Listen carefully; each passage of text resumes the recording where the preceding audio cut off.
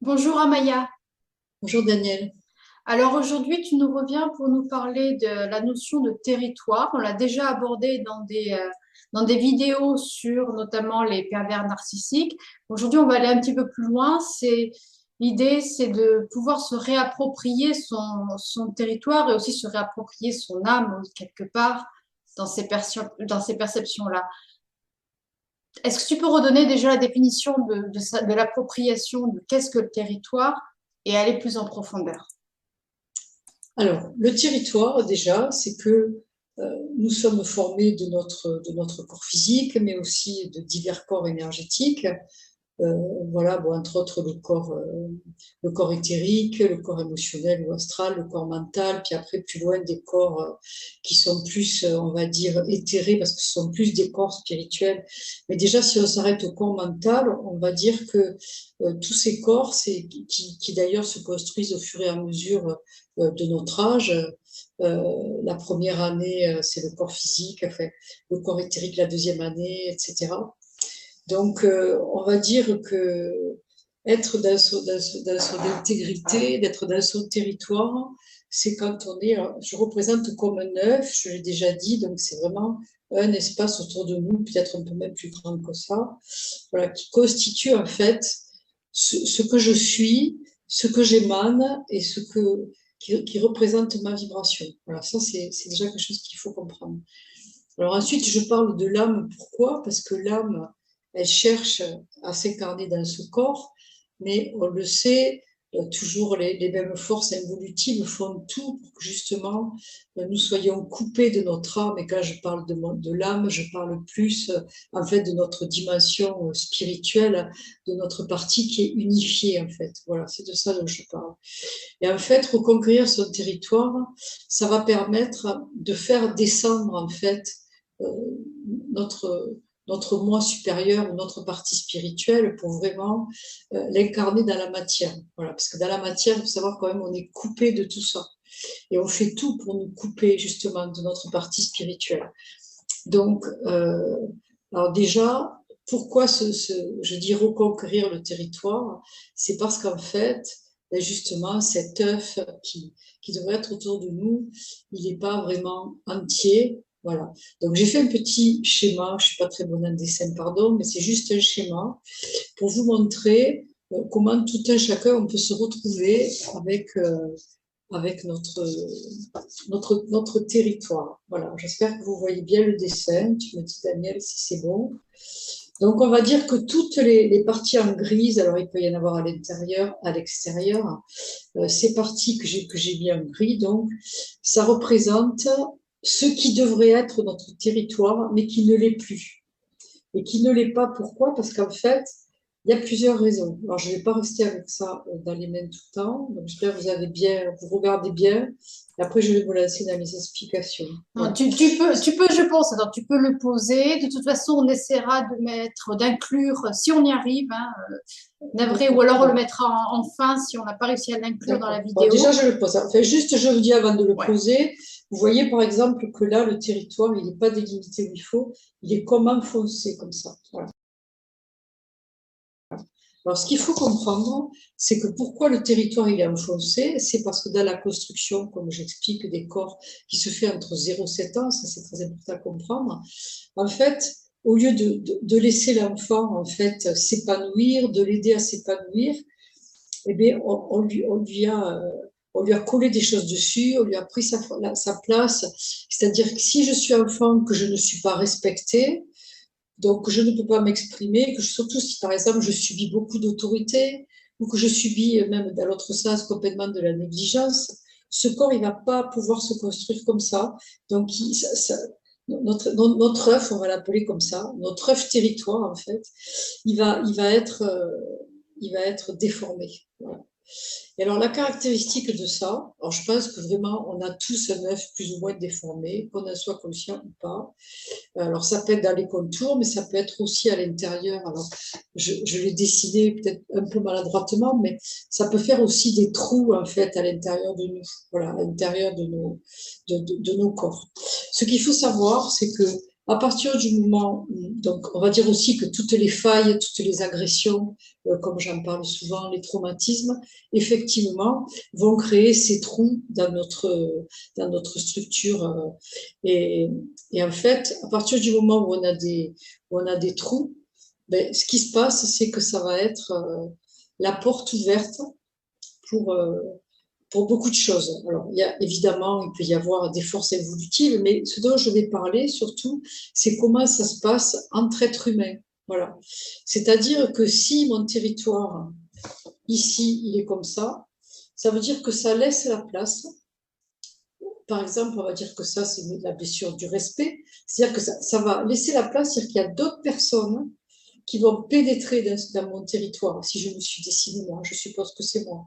Donc, il y a d'autres personnes qui vont pénétrer dans ce territoire.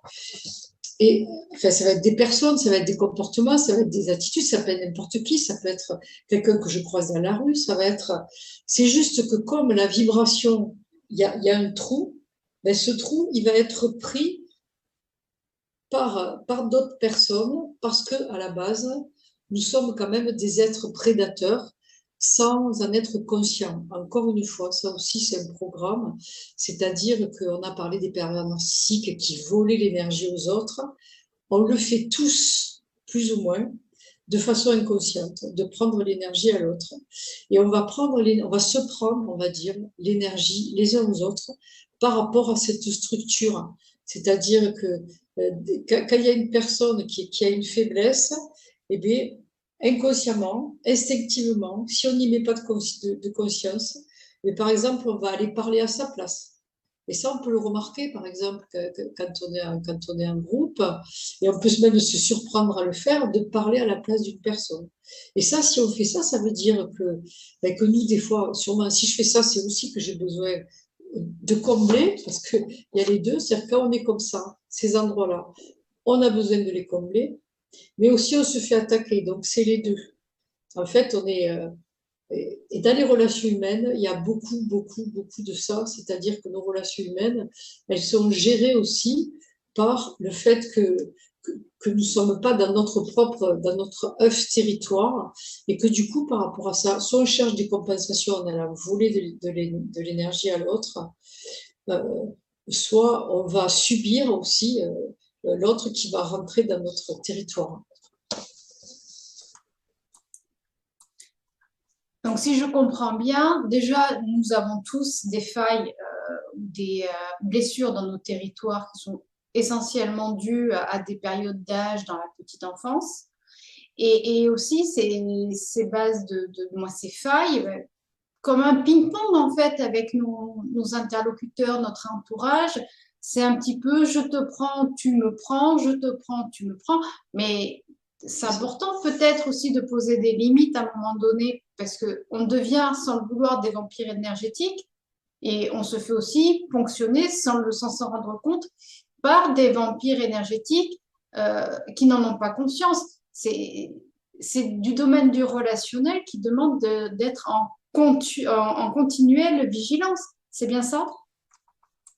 Alors, en fait, nous fonctionnons tous comme ça. On va dire que la plupart des humains ont ce fonctionnement dans lequel ils s'y retrouvent.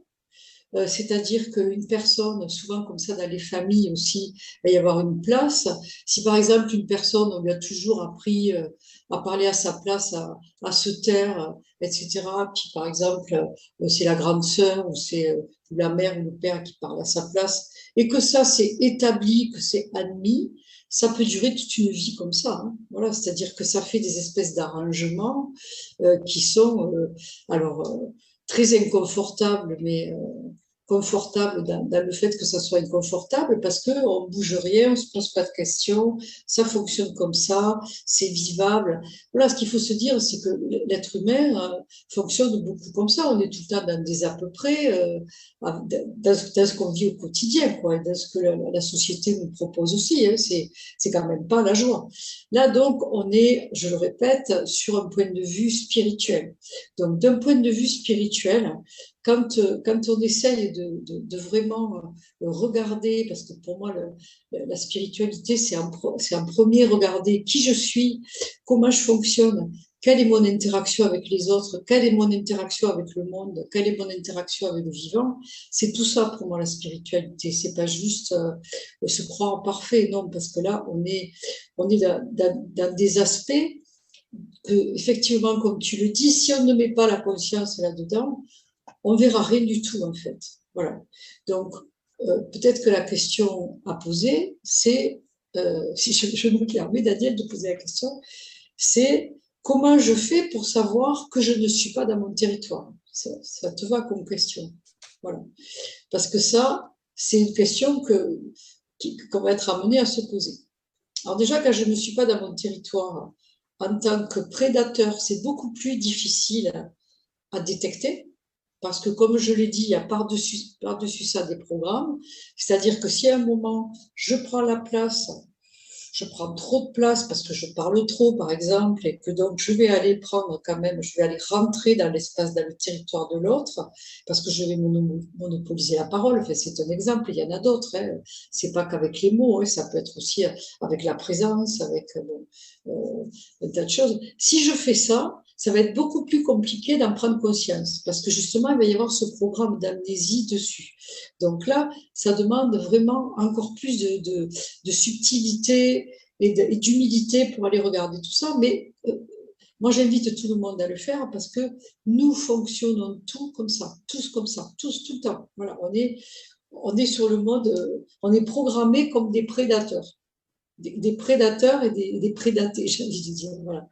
Donc après, si c'est moi, par exemple, que c'est quelqu'un qui rentre dans mon territoire, alors là, de toute façon, je vais éprouver de la souffrance. Je vais éprouver un malaise. Je vais. Bon, déjà, ça, c'est ce qui doit alerter. Et je pense que, bon, si déjà on fait ça, déjà, si on est conscient par rapport à nous de se dire non, mais là, ça y est, je me fais. Je suis en train de me faire violer mon territoire, parce que c'est un peu ça. Mais c'est comme ça que je vais pouvoir, par rapport à ce que je ressens, me dire il y a quelque chose qui ne va pas.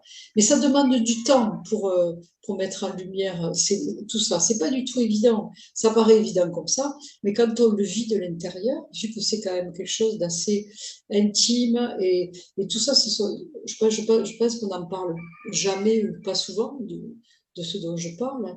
Et moi, je sais que par exemple, avec les personnes que je reçois en soins, il y a souvent des problèmes comme ça de territoire. Et comment on peut résoudre ces problèmes de territoire, par exemple, quand je reçois quelqu'un en thérapie, si une personne, elle me dit, ben voilà, par exemple, mon compagnon ne me respecte pas, il me parle mal, etc. Alors évidemment, on va poser que le compagnon, il fait quelque chose qui ne va pas. Okay. Mais pourquoi je vis ça? Comment ça se fait que j'attire ça? Parce que c'est jamais par hasard. Si j'attire ça, c'est parce qu'il y a la place. Je remets ça. C'est parce qu'il y a la place dans mon œuf. Il y a du gris. Donc, c'est ça qui fait qu'il se permet de ne pas me respecter. Donc, chaque fois que je ne suis pas respectée, ou chaque fois que vous n'êtes pas respecté, la meilleure façon, c'est, bon, évidemment, il faut essayer de dire stop à la personne, mais si on dit stop à une personne, et qu'on ne règle pas ça en profondeur, ça va se reproduire en permanence. C'est ça l'histoire. Donc, c'est déjà de prendre conscience qu'en fait, si ce territoire, il est comme ça, ce que je veux expliquer aussi, c'est qu'à un moment, on a donné notre accord. C'est pas quelque chose qui est imposé que notre territoire soit déformé comme ça. C'est forcément qu'on a donné notre accord. Ça, c'est encore quelque chose que je répète. Oui. Et quand tu parles de donner son accord, c'est peut-être souvent inconscient, parce que comme tu le disais au début, ça part de la petite enfance. Donc cet accord qui est posé, qui est presque plus ou moins validé, il n'est pas dans la conscience de l'adulte. Ça peut être l'enfant qui accepte par la force des choses, parce qu'on lui a dit qu'il devait écouter, etc., etc. Mais est-ce que c'est là où ça, oui. C'est là où le brouillon arrive dans la perception. Oui, oui. Non, mais c'est tout à fait juste ce que tu dis, Daniel, c'est-à-dire que on donne notre accord, mais notre accord, il nous a été extorqué avec beaucoup de malice, de manipulation, de programmes, voilà. Mais c'est vrai que l'enfant, par sa constitution, c'est-à-dire le fait que nous naissions totalement vulnérables, un enfant va accepter tout ce que, enfin, la manière dont il va être traité. Même si c'est de la maltraitance, un enfant, il n'est pas capable de dire non, je ne suis pas d'accord, que tu ne me respectes pas à sa maman ou à la personne qui prend soin de lui. Ce n'est pas possible. Mais en même temps, pourquoi il donne son accord, inconscient bien sûr, et estorqué d'une façon ignoble? C'est parce qu'il est en besoin et il n'a pas le choix. Et qu'en même temps, il y a aussi ces programmes qui font que on est programmé pour de toute façon aimer nos parents. Par exemple, un enfant qui est maltraité, tous les enfants maltraités ont de l'amour pour leurs parents. Donc c'est ça aussi, c'est dans ce sens-là. Vraiment, ces forces évolutives, elles sont allées nous chercher, mais vraiment jusqu'au bout, jusqu'au plus profond de notre construction, mais aussi de l'amour qu'on peut donner et qui va être dévié comme ça pour aller justement donner un accord qui est ne me respectez pas à partir du moment où vous m'aimez un petit peu, où l'enfant il croit que parce qu'il va accepter la façon dont il traite ses parents, il va être aimé un peu plus. De toute façon, il n'a pas le choix parce que quand on est enfant, comme on est totalement, notre vie dépend des adultes qui nous entourent, on est quelque part obligé de donner cet accord. C'est là où tu as tout à fait raison, tout à fait raison. Mais après, une fois qu'on a compris ça, on peut dire non. Une fois qu'on a mis la conscience là-dedans. Et c'est ça, tout le chemin, il est là. C'est d'arriver à prendre conscience qu'à un moment, on a dit non au non-respect. Alors, c'est un peu cruel parce que quelque part, on dit non aussi par amour. C'est parce qu'on aime nos parents qu'on va accepter, en fait, de se sacrifier, de sacrifier le respect que j'ai pour moi. Par amour pour mes parents, je vais leur donner raison, je vais leur... Voilà, il y a tout ça qui rentre en jeu dans le fait que nous nous retrouvions avec un œuf complètement distordu. Et alors, bon, ça, c'est qu'encore, c'est assez doux parce que, on le sait, aucun parent n'est parfait. Moi, j'ai eu des enfants, ben, je suis sûre que j'ai fait des grosses bourdes avec, je les ai sûrement blessés aussi. On ne le fait pas exprès. Voilà, ça c'est sûr. Mais bon, après, ce qu'il y a d'intéressant, c'est quand même de mettre de la conscience là-dedans et d'essayer aussi, avec nos enfants, même s'ils sont grands, ou avec les enfants enfin, avec qui on est en contact ou dont on s'occupe, c'est de prendre conscience de ça, du fonctionnement de l'enfant qui va se sacrifier en fait pour correspondre aussi à ce que veut de lui euh, le parent. Ça, c'est très important. Et d'essayer de... Alors après, tout le chemin enfin, j'allais dire les escaliers, la montagne à gravir, c'est de reconquérir notre territoire. Et ça, c'est un chemin qui est long, qui n'est pas facile. Donc, essayons aussi, ça, c'est une petite parenthèse, mais avec les enfants, de ne pas leur prendre leur territoire, parce qu'un enfant, il est totalement malléable, il va faire absolument tout avec le sourire et on ne se rend pas compte, quoi. Donc, c'est très important que tout un chacun, on essaye aussi avec les enfants, mais les uns avec les autres, de respecter notre propre territoire en essayant de ne pas non plus modeler l'autre à mes propres besoins, parce que c'est comme ça aussi, on peut être dans une relation amoureuse, amicale ou familiale, où on a des besoins, on voudrait que l'autre soit comme on a envie qu'il soit. Et chaque fois qu'on fait ça, eh bien, on joue avec toujours ce même dessin que je montre et je remontre, parce qu'en fait, il y a des corrélations entre ça et l'autre, et ensemble, comme ça, on ne fait que comment dire, que c'est des prises aussi de territoire et c'est des prises de pouvoir, mais qui peuvent être faites vraiment à des tout petits niveaux. C'est pour ça que mettre de la conscience là-dedans, euh, c'est quand même toute une ouverture et même en parlant, je ne vais pas, encore une fois, avoir la présomption d'avoir cette conscience en permanence, parce que sûrement que ça doit m'arriver à moi aussi, de prendre le territoire à l'autre et encore de me laisser pénétrer mon territoire. Voilà.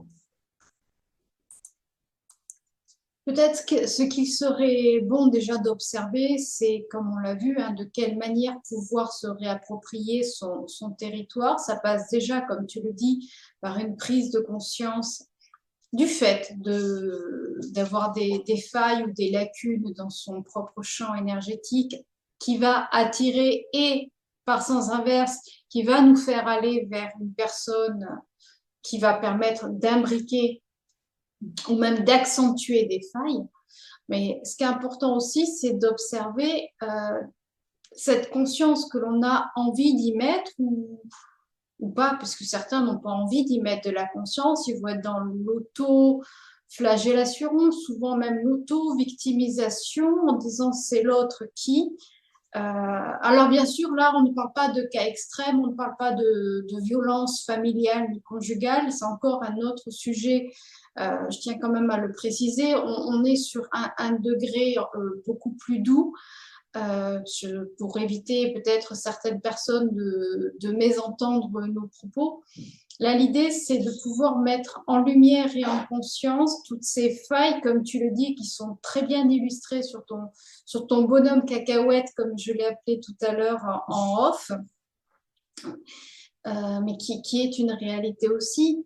Moi, si tu permets, j'ai une petite image d'exemple qui pourrait peut-être parler à chacun. C'est imaginer que quelqu'un fasse tout à votre place, tout le temps, sans que vous n'ayez rien demandé. Que quelqu'un soit toujours, par exemple, vous vous levez le matin et puis vous avez quelqu'un qui est en train de vous regarder dormir. Voilà, c'est côté un petit peu, qu'est-ce qui se passe? On intruse dans mon espace. On fait tous tout avant moi, avant que je n'ai pu le faire. Pour certains, ça peut être confortable, je ne dis pas. Pour d'autres, c'est vraiment aussi être à l'observation de ce côté intrusif de la relation, quelle qu'elle puisse être, familiale, sociale, amicale, sentimentale, professionnelle, ou même juste dans une sphère neutre extérieure. C'est vraiment, c'est de quelle manière pouvoir apporter la conscience, quel pourrait être ton regard à toi pour transmettre à ceux qui nous regardent une manière d'apporter de la conscience à ceux qu'ils vivent et à ceux qu'ils ressentent.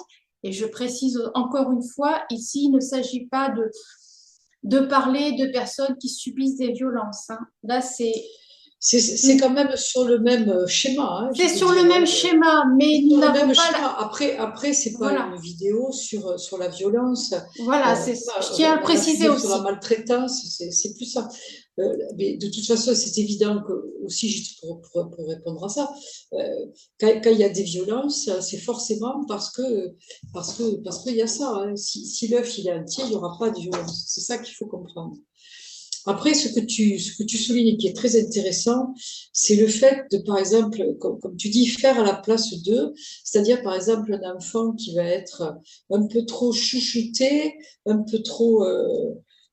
peu trop, on va faire à sa place, on va lui faire le déjeuner, on va lui beurrer ses tartines, on va lui faire son lit, c'est pareil, c'est-à-dire que ça va avoir pour conséquence une conséquence aussi désastreuse qu'un enfant, justement, à qui on ne va rien faire ou qu'on va punir ou à qui on va mal parler.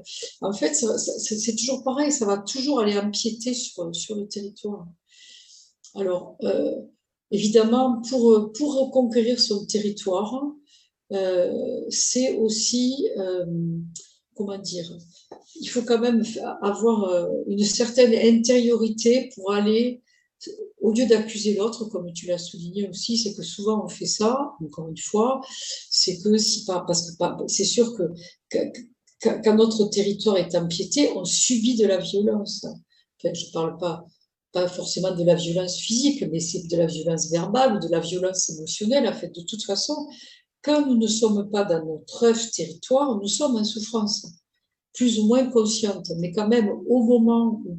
Parce qu'en fait, Castaneda, il parle du point d'assemblage. Ça, c'est intéressant. C'est-à-dire que si ma conscience elle se trouve dans le jaune, là, je ne vais pas être en souffrance. Mais si à un moment, justement, je subis une agression et que je me retrouve dans le gris, là, je vais être en souffrance. C'est-à-dire que mon point d'assemblage, à ce moment-là, il va se retrouver dans le gris. Donc, il va se retrouver à l'endroit où justement, on m'a volé mon territoire. Et là, ce sont des espaces, tous ces espaces gris qui sont douloureux, en fait. Donc, il faut partir de ça. C'est-à-dire qu'à partir du moment où je ressens de la souffrance, c'est l'opportunité aussi de la guérir. C'est ça qu'il faut se dire. Et moi, c'est comme ça vraiment que je travaille. C'est comme ça que j'ai beaucoup, beaucoup avancé dans ma propre histoire. C'est en me disant, mais qu'est-ce que je fais de cette souffrance qui est là? Et cette souffrance, encore une fois, quand je l'accueille, quand je regarde ce qu'elle a à me dire, quand je vais au plus profond, à ce moment-là, on peut rétablir. Et on peut rétablir en disant, alors c'est vrai que moi, par exemple, c'est vrai que je fais beaucoup avec l'EFT, mais ça peut être juste aussi une affirmation puisque comme je l'ai dit tout à l'heure, comme c'est nous, enfin, je veux dire moi, c'est moi qui est autorisé quelque part qu'on me prenne mon territoire. C'est moi qui vais dire je reprends mon territoire. Et ça, c'est une décision en conscience. C'est-à-dire à partir du moment où je suis en souffrance, que je prends conscience de ce qui se passe à ce moment-là. Si j'arrive à retrouver vraiment la racine de l'événement ou de la maltraitance que j'ai reçue à tel moment, et que je dis, mais à partir d'aujourd'hui, je le décide en conscience, à partir d'aujourd'hui, je n'autorise plus personne à mal me parler. Voilà. Ou à faire les choses à ma place, par exemple. Oui.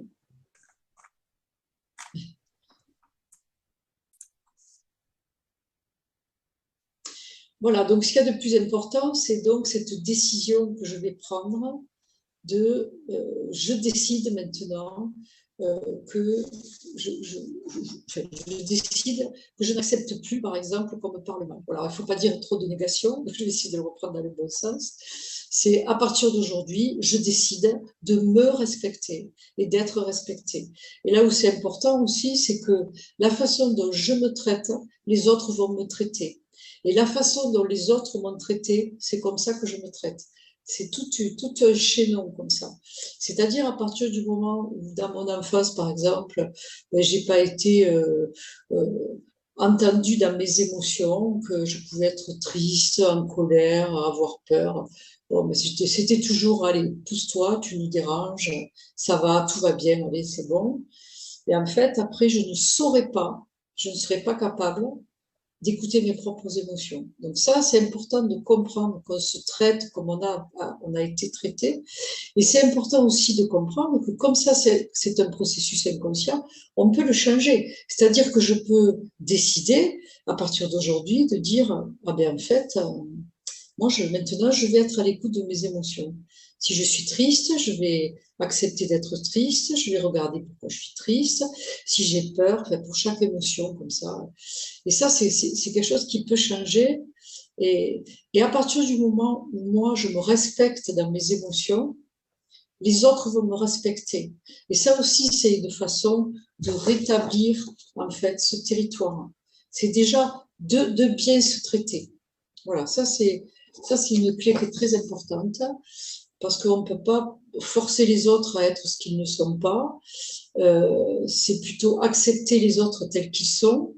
Mais à partir du moment où moi, je me respecte, ben déjà, je vais aussi apprendre à respecter l'autre, à le juger le moins possible, à me juger le moins possible. Et tout ça, au fur et à mesure, pour moi, le but, c'est que si je fais ça, ça va. Si moi, je me respecte, si je reviens dans mon neuf territoire, mais je vais aider l'autre à faire pareil. Voilà. Sans parler. C'est juste parce que moi, je prends ma place, que l'autre, il va pouvoir aussi prendre sa place. Et le but dans tout ça, que j'aimerais donner ce message, c'est que chacun intégrons notre œuvre territoire et puis aidons les autres à faire de même et essayons de ne plus être des prédateurs les uns pour les autres.